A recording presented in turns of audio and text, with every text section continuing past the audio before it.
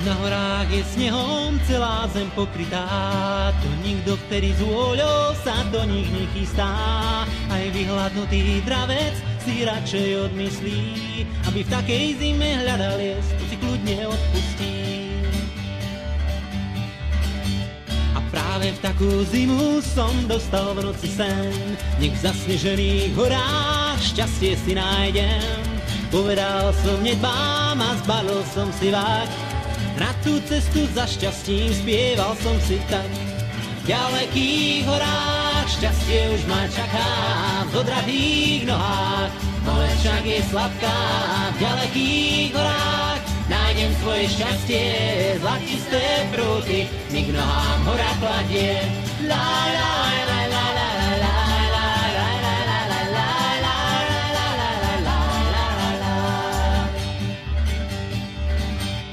Dlhé roky blúdim si stále po horách, už zima prešla mnohokrát a stále blúdim sám.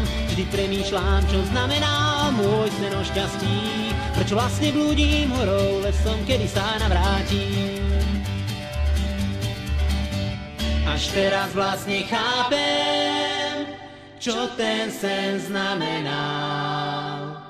Už teraz pevne cítim, že nechcem byť už kráľ, nech všetko zlato zmizne z hôr a tiež bystrinách,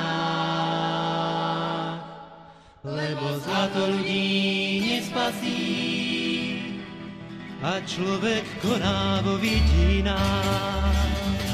Môj sen každý vidí a čo som našiel nie sú divy. Môj sen to je láska, čo na každého v nebi čaká. Môj sen každý vidí a čo som našiel nie sú divy. Môj sen to je láska, čo na každého v nebi čaká.